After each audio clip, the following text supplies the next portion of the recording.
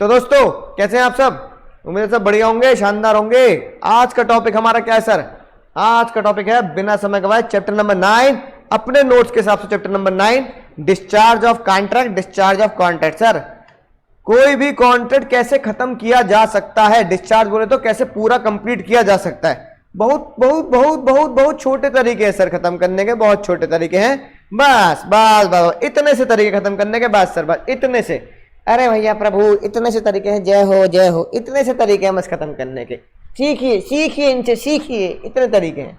ठीक है सर, ये बहुत ज्यादा परेशान होने वाली कोई बात नहीं है रे मुन्ना मुन्नी, घबराने का नहीं पुष्पा, घबराने का नहीं। सर कॉन्ट्रैक्ट खत्म हो सकता है, डिस्चार्ज हो सकता है परफॉर्मेंस से।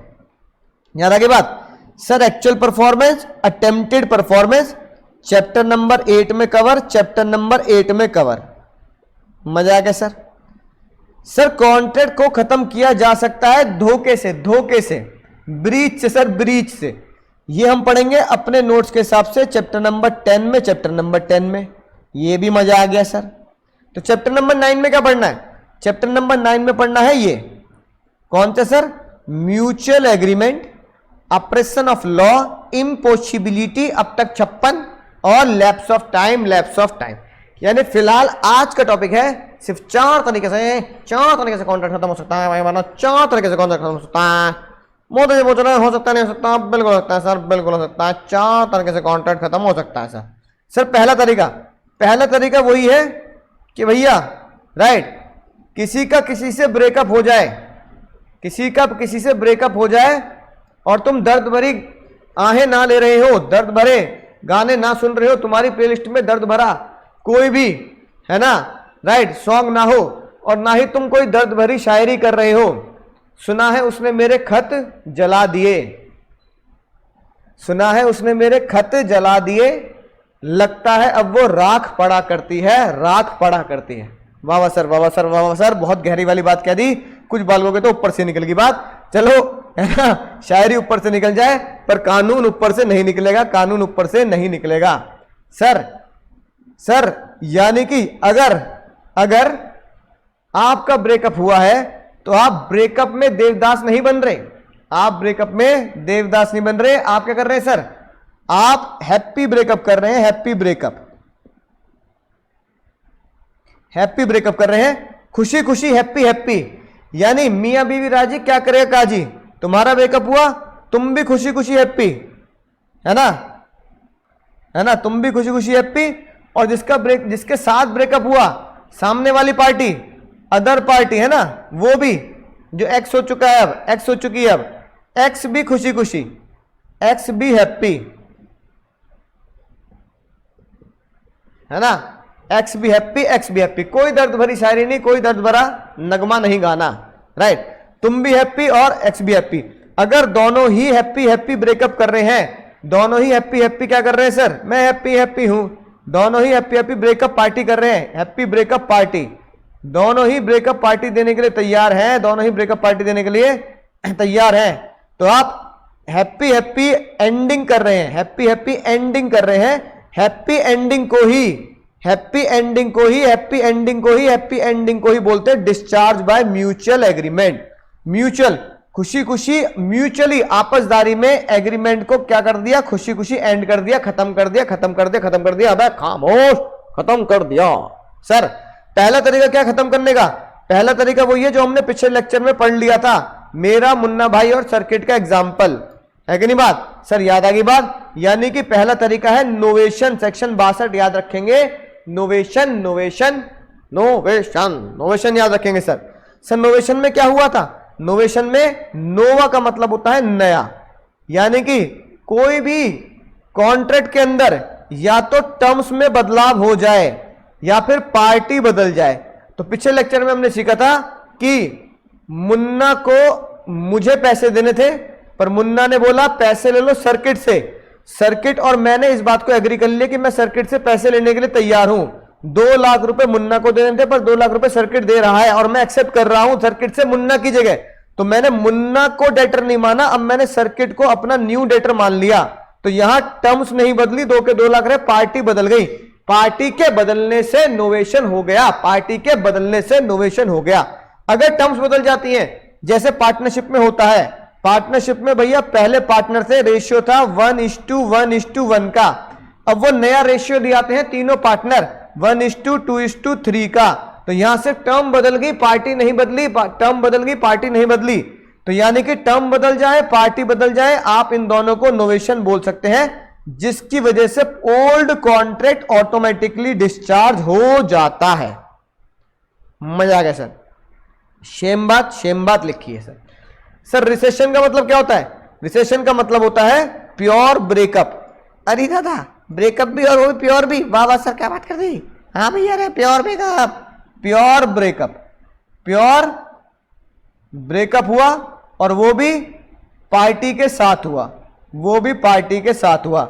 यानी कि दो लोग कॉन्ट्रैक्ट कैंसिल कर रहे हैं, दो लोग कॉन्ट्रैक्ट कैंसिल कर रहे हैं, दो लोग कॉन्ट्रैक्ट कैंसिल कर रहे हैं, खुशी खुशी कैंसिल कर रहे हैं। यानी ओल्ड कॉन्ट्रैक्ट कैंसिल हो गया, कोई नया कॉन्ट्रैक्ट का जन्म नहीं हुआ, आपने हैप्पीली ब्रेकअप किया।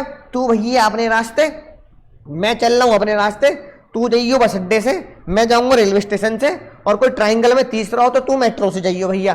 तीनों का खेल खत्म, सबने हैप्पी हैप्पी ब्रेकअप कर लिया, बात खत्म। है कि नहीं बात? समझ में आ गई बात सर? सर अगला होता है ऑल्ट्रेशन। ऑल्ट्रेशन में क्या था सर? ऑल्ट्रेशन में बहुत सिंपल सी बात, ऑल्ट्रेशन में पार्टीज नहीं बदलती, ऑल्ट्रेशन में पार्टीज नहीं बदलते ना मुन्ना, ऑल्ट्रेशन में पार्टीज नहीं बदलती, सिर्फ टर्म्स बदलती है, terms, only terms change, only terms change, party must not change, party must not change. Sir बात समझ में आ गई? Only terms change, party must not change. तो फिर सर हमने जाना what is the difference between alteration and novation. Novation और alteration में क्या डिफरेंस हुआ? डिफरेंस का पड़ाव मैं तुम्हें बताता हूं, पार्टी और टर्म्स। बताओ, ऑल्ट्रेशन में पार्टी बदलती है, ऑल्ट्रेशन में पार्टी नहीं बदल सकती। नोवेशन में पार्टी बदल सकती है, बोलो रे मुन्ना मुन्नी, नोवेशन में पार्टी बदल सकती है क्या सभी बालक? हाँ सर बालक सही कह रहे हैं, नोवेशन में पार्टी बदल सकती है, मे चेंज। बहुत बढ़िया बहुत बढ़िया। ऑल्ट्रेशन में टर्म बदलेंगे, ऑल्ट्रेशन में टर्म, बिल्कुल सही बात, मस्ट चेंज। ऑल्ट्रेशन का मतलब ही क्या है? टर्म्स में बदलाव। नोवेशन में टर्म्स बदल सकती है, बदल सकती है, मे भी चेंज, मैं भी चेंज। उत्तरी और उत्तरी मैंने पहले कहा था यार, मैंने पहले कहा था, मैंने पहले कहा था, उत्तरी और हो सकता है ऐसा। तो ये ध्यान रखेंगे सर, ये ध्यान रखेंगे। बहुत बढ़िया बात कही, बहुत बढ़िया बात कही सभी प्यारे प्यारे बालकों ने, बहुत शानदार, बहुत दिल को खुश करने वाली बात। रेमिशन का मतलब क्या होता है सर? बार्गेनिंग टाइप, कि भैया ना तेरी ना मेरी, इतने पे खेल खत्म कर, सेटल कर, लड़ाई झगड़े में कुछ नहीं रखा। क्या लेकर आए थे, क्या लेकर जाएंगे? ऋतिक रोशन कह के खाली हाथ आए थे, खाली हाथ जाएंगे, बस प्यार के मीठे तो बोल गुनगुनाएंगे तो हंस, क्योंकि दुनिया को है हंसाना, ऐ मेरे दिल तू गाए जा। है कि नहीं बात? तो ऋतिक रोशन ये कह गए, ठीक है ना। तो रेमिशन का मतलब क्या हुआ कि भैया 5,000 रुपए लेने थे, ना तेरी ना मेरी, 2,000 में फुल सेटलमेंट, हैप्पी हैप्पी, 2,000 दे तो अपने रास्ते में अपने रास्ते, हम दोनों हैप्पी हैप्पी, 2,000 में खेल खत्म। रेमिशन मतलब लेसर अमाउंट को हमने एक्सेप्ट कर लिया, लेसर अमाउंट को हमने एक्सेप्ट कर लिया। बात समझ में आ गई सर? मजा आ गया सर? वेवर, वेवर में आते हैं भैया अपने बाबूजी। अरे भाई सिमरन जा जी ले अपनी जिंदगी, इस लड़के से ज्यादा तुझे और कोई प्यार नहीं कर सकता, जा सिमरन जा जी ले अपनी जिंदगी। तो बाबूजी ने क्या किया? बाबूजी ने सिमरन को भेज दिया, जा जा सिमरन जा जी ले अपनी जिंदगी जा। तो भैया इसका मतलब पूरी तरीके से 100% तरीके से अगर कोई भी किसी को माफी दे दे तो भैया उसे बोलते हैं वेवर। जैसे कि किसान का कर्जा माफ, किसान का कर्जा माफ, है ना, राइट, इसे बोलते हैं वेवर।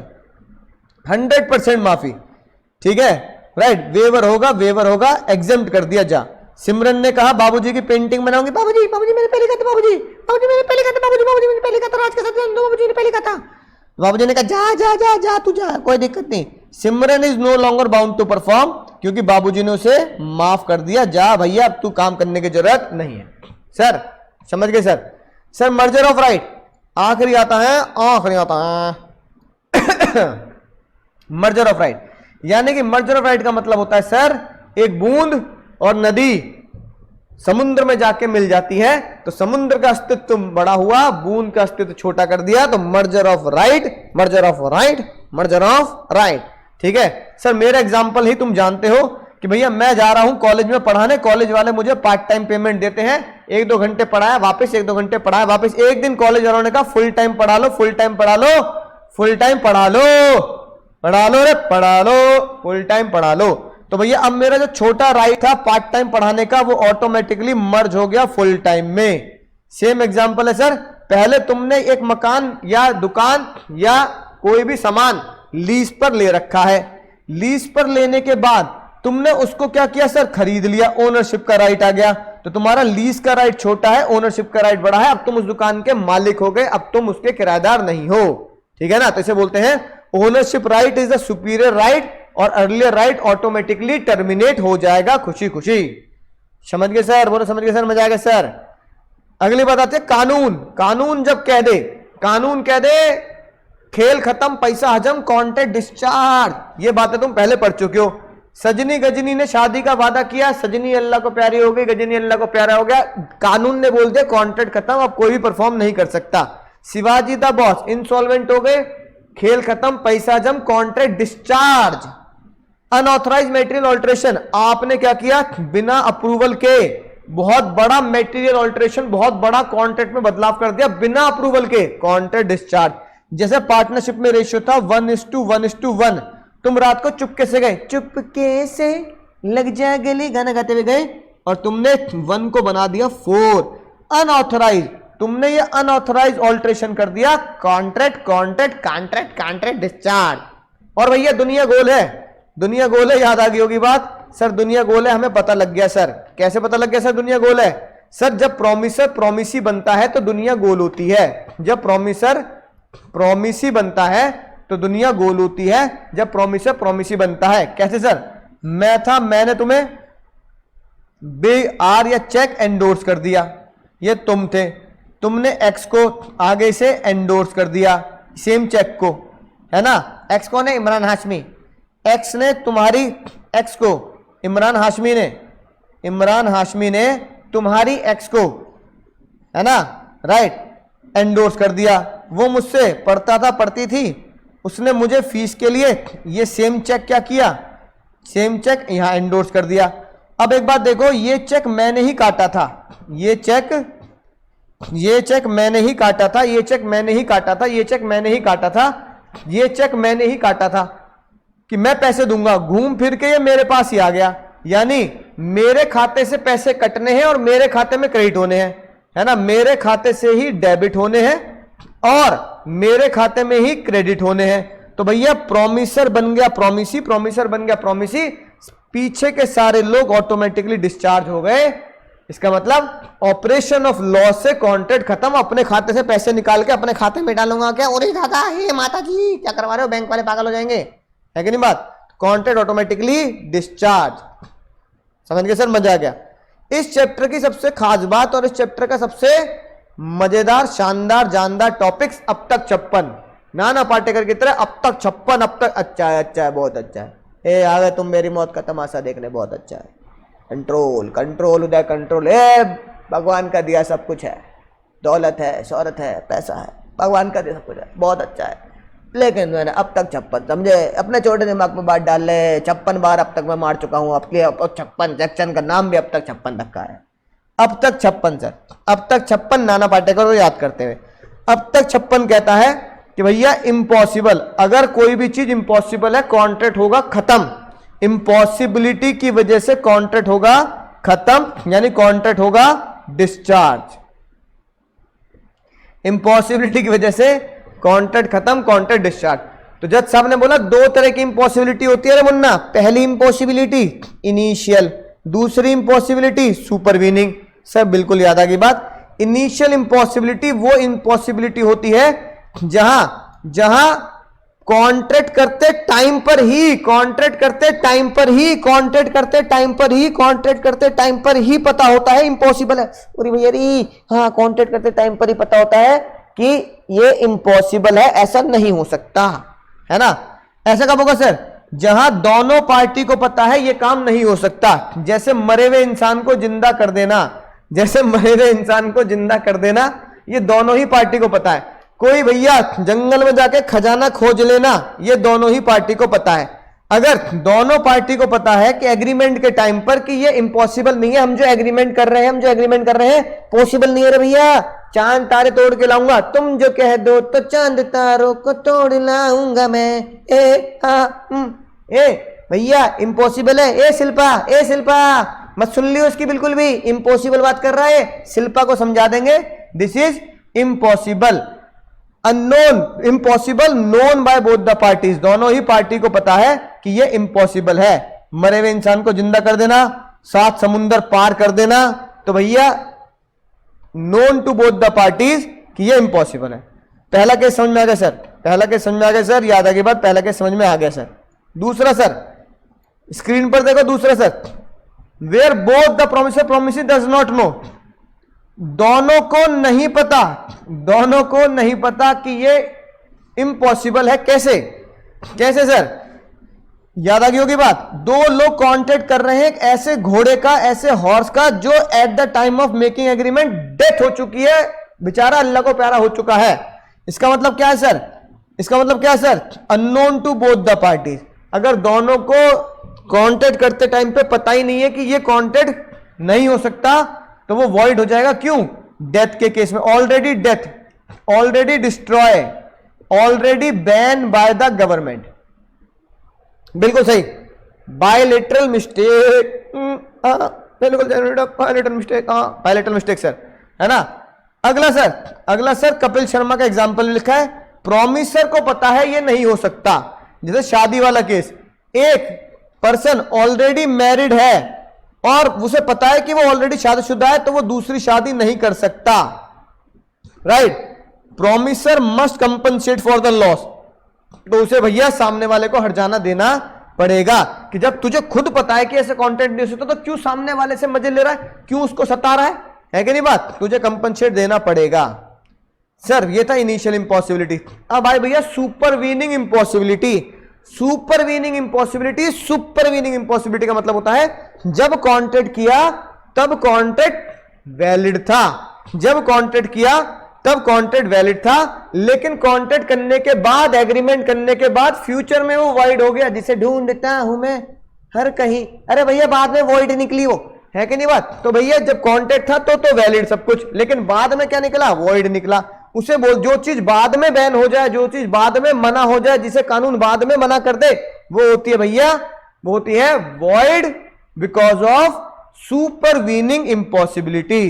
पहला case, impossibility after the contract is made, supervening impossibility होती है। क्या कहेंगे सर? कॉन्ट्रैक्ट वॉइड होगा सर, है कि नहीं बात? ये रहा कि भैया म्यूजिक हॉल में गाना गाएंगे, लेकिन गाना गाने से पहले ही फ्यूचर में आग लग गई, बाद में आग लग गई, बाद में भैया डेथ हो गई, है ना, बाद में बैन हो गया। ये सारे काम वही हैं जो बाद में हो रहे हैं, कॉन्ट्रैक्ट बनने के बाद में हो रहे हैं, है कि नहीं बात? तो सुपरवीनिंग इंपॉसिबिलिटी हुई भैया, सुपरवीनिंग इंपॉसिबिलिटी हुई 5 तरीके से, ठीक है। अंग्रेजों के यहां इसे बोलते हैं डॉक्ट्राइन ऑफ फ्रस्ट्रेशन। एक तो अंग्रेज बहुत ज्यादा फ्रस्ट्रेट रहते हैं भाई, बहुत ज्यादा फ्रस्ट्रेट रहते हैं, बहुत ज्यादा फ्रस्ट्रेट। अब फ्रस्ट्रेट रहते हैं तो उन्होंने बोला कि भैया बाद में कोई, पहले सब कुछ ठीक था, बाद में भैया बेकार हो गया कॉन्ट्रैक्ट, हम तो फ्रस्ट्रेट हो गए भैया, हम तो फ्रस्ट्रेट हो गए, इसलिए बोलते हैं doctrine of frustration, doctrine of frustration. जब आपने पहले कॉन्ट्रैक्ट किया, बाद में कॉन्ट्रैक्ट करने के बाद सामान डिस्ट्रॉय हो गया या डेथ हो गई, ये लिखी बात। किसान ने खेती का कॉन्ट्रैक्ट किया, खेती बाद में डिस्ट्रॉय हो गई, सुपरवीनिंग इंपॉसिबिलिटी हुई। जब कॉन्ट्रैक्ट था तब खेत जिंदा थे, जब कॉन्ट्रैक्ट के कुछ दिनों के बाद खेत बेचारे जल गए, सुपरवीनिंग इंपॉसिबिलिटी, कॉन्ट्रैक्ट वॉइड, किसी कोई गलती नहीं है, एक्ट ऑफ गॉड की वजह से वॉइड हो गया, लेकिन सुपरवीनिंग इंपॉसिबिलिटी की वजह से। सर नॉन एग्जिस्टेंट, यानी कि किसी भी चीज का अगर कॉन्ट्रैक्ट करना है तो उसका मेजर एग्जिस्टेंस होना जरूरी है, उसका एग्जिस्टेंस में रहना बहुत जरूरी है जिनके बीच में कॉन्ट्रैक्ट है। फॉर एग्जाम्पल, अगर रोमियो जूलियट शादी का कॉन्ट्रैक्ट कर रहे हैं तो रोमियो का होश में रहना बहुत जरूरी है। रोमियो खुशी में पागल हो गया, रोमियो गोन मैड, तो भैया क्या बना sir? Non existence of subject matter, उसका एग्जिस्टेंस साउंड माइंड होना जरूरी है विवाह के लिए। टेनुवेट्स मेनू वाली बात याद आ चुकी है, पेन होना बहुत जरूरी है। इनकैपेसिटी, इनकैपेसिटी सर, इनकैपेसिटी मतलब जब कॉन्ट्रैक्ट किया था तब बिल्कुल ठीक था, लेकिन कॉन्ट्रैक्ट की परफॉर्मेंस से पहले भैया सिंगर बहुत ज्यादा बीमार हो गया, है ना, तो भैया इनकैपेसिटी हो गई रे भैया। या फिर बाद में जब कॉन्ट्रैक्ट किया तो मैं तुम्हें प्लास्टिक बेच सकता था, लेकिन बाद में प्लास्टिक को बैन कर दिया गया कानून के द्वारा। या फिर इंडिया पाकिस्तान आपस में खेल रहे थे, मैं तुझे टमाटर दूं, तू मुझे आलू गाजर दे, मैं तुझे, है कि नहीं बात, राइट, चावल दूं, तू मुझे ड्राई फ्रूट दे, हम आपस में प्याज टमाटर खेल रहे थे, लड़ाई हो गई तो भैया प्याज टमाटर बैन हो गए, भैया लड़ाई हो गई, प्याज टमाटर बैन हो गए। ये बात हम पहले वाले चैप्टर में पढ़ चुके हैं। एलियन एनिमी होते ही कॉन्ट्रैक्ट ऑटोमेटिकली डिस्चार्ज हो जाता है। समझ गए सर, है कि नहीं बात। तो सर ये आपका सुपर डुपर एसआर के impossibility exist at the time of contract, initial impossibility, ठीक है सर। वॉइड और अगर कपिल शर्मा वाली बात है तो हर्जाना देना पड़ेगा। सुपर विनिंग इंपॉसिबिलिटी 5 तरीके से होती है, वॉइड याद आ गई होगी बात।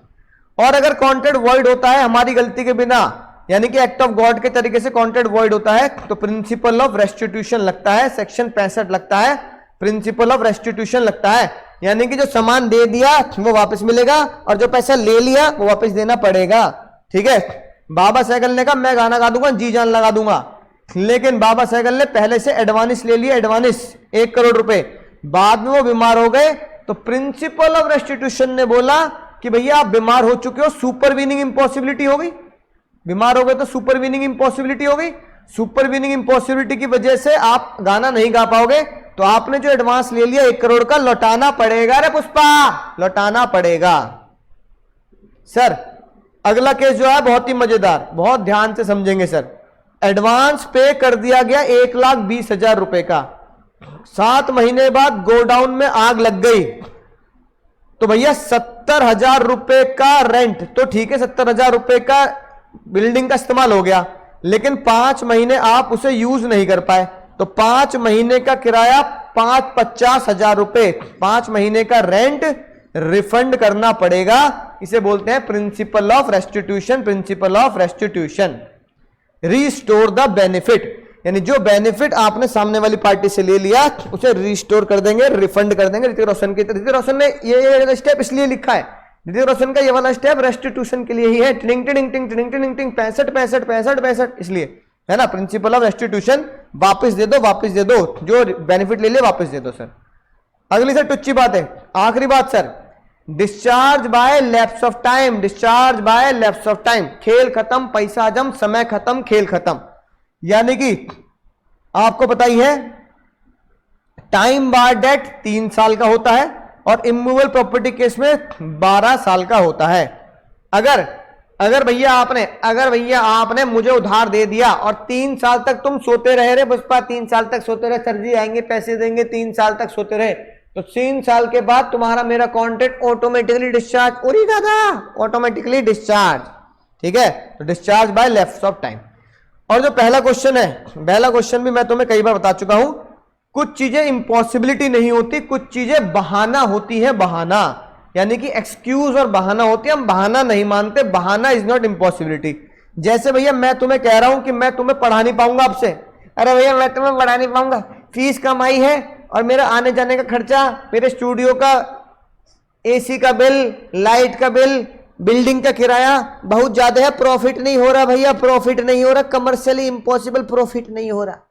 तो प्रॉफिट नहीं हो रहा ऐसा कहना है कि नहीं बात, प्रॉफिट ना ऐसा कहना बहाना है, बहाना, ये इंपॉसिबिलिटी नहीं है। तो बहाने को आप इंपॉसिबिलिटी मान के कॉन्ट्रैक्ट वॉइड नहीं कर सकते।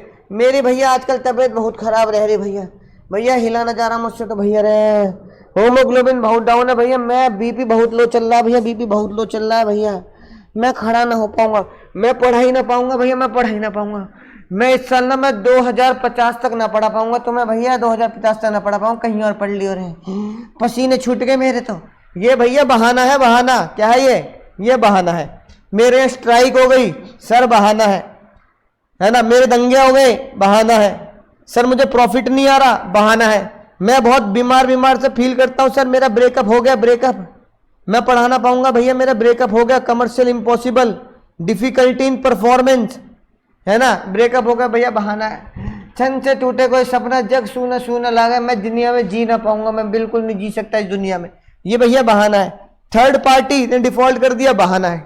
तो भैया अगर आप ऐसी बातें करेंगे तो दीज बहानास आर नॉट सुपरवीनिंग और इनिशियल इम्पॉसिबिलिटी, ये इम्पॉसिबिलिटी नहीं होती।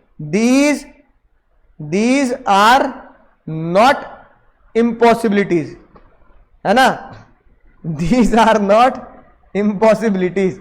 तो ये इम्पॉसिबिलिटी नहीं है, इसलिए लॉक नंबर 1 में मैंने तुम्हें खतरा बना के भी दिया है, लॉक नंबर 1 पे मैंने तुम्हें खतरा बना के भी दिया है कि भैया ये इम्पॉसिबिलिटी नहीं होती है। ठीक है, तो बोलो समझ गए सर, समझ गए सर, बात समझ में आ चुकी है, मजा आ चुका है, राइट। तो बहुत छोटे मोटे, ये दूसरा क्वेश्चन है बिल्कुल टुच्चा है। राइटिंग तुम्हें पता ही है कैसे लिखना है, कैसे लिखना है, ये कॉन्सेप्ट तुम्हें पता ही है। स्टेप नंबर 1 और स्टेप नंबर 2 में तुम्हें लिखना आता है। बोलो समझ गए सर, मजा आ गया सर, मजा आ गया, मजा आ गया, मजा आ गया सर।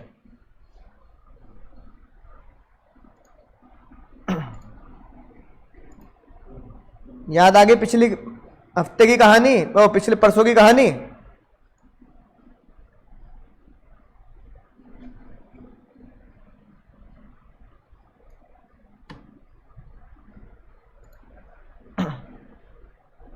समझ गए सर, सभी बालक कह रहे हैं समझ गए सर, बहुत बढ़िया, बहुत बढ़िया गेम खेला भैया, बहुत बढ़िया गेम खेला। ये पिछली बार 11 और 7 हो गया था, 21 ट्राई कर लेते हैं, 21।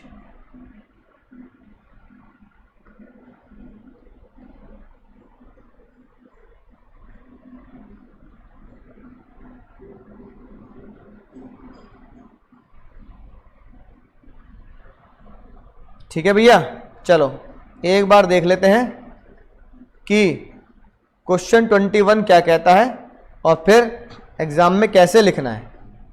सर क्वेश्चन 21 पढ़ते हैं और फिर दिखाता हूं तुम्हें कैसे एग्जाम में लिखा जाता है। पढ़ो भैया, पढ़ो रे पुष्पा।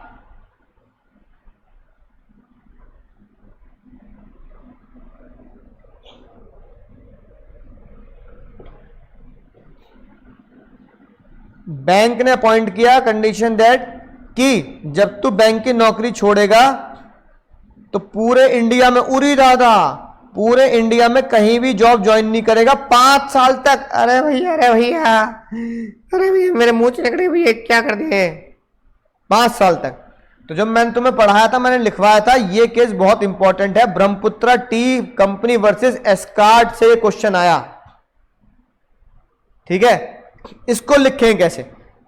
सेक्शन 27 है, आप किसी को नौकरी करने से रोक रहे हो, यानी रेस्ट्रेन ऑफ ट्रेड हो रहा है भैया, ये पुष्पा रेस्ट्रेन ऑफ ट्रेड हो रहा है। अरे लिखें कैसे सर, रेस्ट्रेन ऑफ ट्रेड, यानी तुम्हें पहचान में आनी चाहिए बात, रेस्ट्रेन ऑफ ट्रेड क्या होता है। एक ही केस से आप आंसर दे सकते हैं। देखो कैसे लिखूंगा, पहले मैं लिखूंगा as per article of constitution of India, article constitution of India है ना, ये लिखा मैंने। फिर मुन्ना,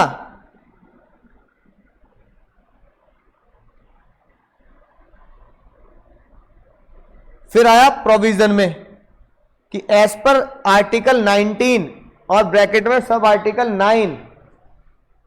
ठीक है ना, every person in India has a right to do the legal business and no one is able to restrain from business as per section 27। तो भैया मैंने कॉन्स्टिट्यूशन का आर्टिकल लिख लिया, फिर प्रोविजन लिखा, 27 लिखा, और ये रहा आर्टिकल लिखा। Every agreement by which one person is restrain from doing lawful business, कोई भी ऐसा एग्रीमेंट जो किसी को लॉफुल बिजनेस करने से रोकता है वो एग्रीमेंट होता है वॉइड। फिर मैंने लिखा 27 के हिसाब से service agreement exception in case, है ना, in case of service agreement restrain of trade is valid if it is found to be reasonable in term of time and place. अगर टाइम और प्लेस के हिसाब से अगर वो सर्विस एग्रीमेंट बिल्कुल रीजनेबल है, अगर वो सर्विस एग्रीमेंट बिल्कुल रीजनेबल है तो आप उस पर रेस्ट्रेन लगा सकते हैं। जैसे 3 साल का बॉन्ड भरवा लिया कि भैया 3 साल तक तू यहां काम करेगा, या फिर 6 महीने तक तू कहीं और काम नहीं कर सकता। रीजनेबल प्लेस और रीजनेबल टाइम पे हो सकता है। इफ एन एग्रीमेंट, फिर क्या लिखेंगे ये वाली बात, if an agreement prevent any party from doing the business all over the India, कि पूरे इंडिया में कहीं जॉब मत करियो, 5 साल तक जॉब मत करियो, तो रीजनेबल टाइम 5 साल तक बेचारा क्या सड़क पे भीख मांगेगा? क्या पूरे इंडिया में जॉब नहीं करेगा तो क्या बांग्लादेश में जाके जॉब कर लेगा, श्रीलंका में कर लेगा? श्रीलंका वैसी परेशान चल रहा है तो क्या श्रीलंका वाले जॉब दे देंगे? ना मुन्ना ना। इफ नॉट, है ना, वॉइड होगा अगर वो रीजनेबल टाइम ऑफ से नहीं है। सिमिलर केस और similar principle decided in Brahmaputra tea limited versus Escort. ये मैंने सब प्रोविजन लिख दिया, ये मेरा स्टेप नंबर 1 हो गया, मेरा स्टेप नंबर 1 हो गया। स्टेप नंबर 1 सर, ये एनालिसिस मेरे स्टेप नंबर 2, बहुत छोटा सा आंसर सर, मजा ही आ गया sir. In the present case bank employ is restrain from doing the job after cessation of service for 5 years in whole of India, कि भैया उसे 5 साल के लिए पूरे इंडिया में बैन करने की बात चल रही है कि जो जॉब नहीं करेगा।